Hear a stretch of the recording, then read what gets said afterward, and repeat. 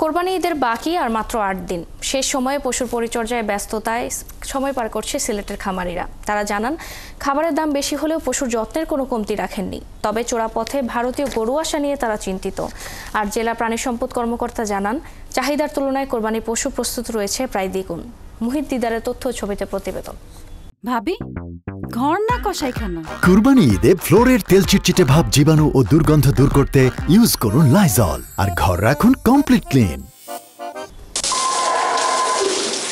কোরবানির ঈদকে সামনে রেখে পশু বিক্রির জন্য প্রস্তুত জেলার বিভিন্ন খামারিরা বলছেন, গোখাদ্যের দাম বেশি হলেও পশুর যত্নে কোনো কমতি রাখেননি।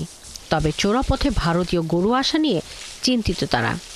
আমার এখানে 50টা গরু আছে, মানে ঈদের কোরবানি বিক্রি করার জন্য, এবং গরুগুলা মানে সর্বনিম্ন 80,000 এবং সর্বোচ্চ 6 লাখ টাকা দামের গরু আছে। ইন্ডিয়ার গরু আমাদের এখানে ঢুকেই পড়ে, তাহলে যারা আমরা খামারি আছে তারা আমরা অনেক ক্ষতিগ্রস্তের মধ্যে পড়ব। সেজন্য আমি প্রশাসনের কাছে দৃষ্টি আকর্ষণ করব যে কোনোভাবে যাতে ওই ইন্ডিয়ার গরু বাংলাদেশে প্রবেশ না করে। প্রতি বছর লস খাইতে আমরা বিভ্রস্ত না হই, আমরা আবার উঠে দাঁড়াইলাম। বাট এই বছর আমরা আশা করলাম যে আমরা ভারত থাকি গরু আইতো না, যদি গরু হয় ভারত থাকি, তা আমরা এই কষ্টটা বিফলে যাইব, আমরা অনেক ক্ষতিগ্রস্ত হইব।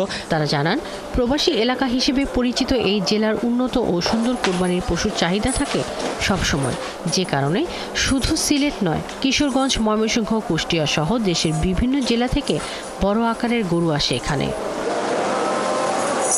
জেলা প্রাণী সম্পদ কর্মকর্তা জানান, জেলার বিভিন্ন খামারের প্রয়োজনের তুলনায় মজুত রয়েছে প্রায় দ্বিগুণ পশু।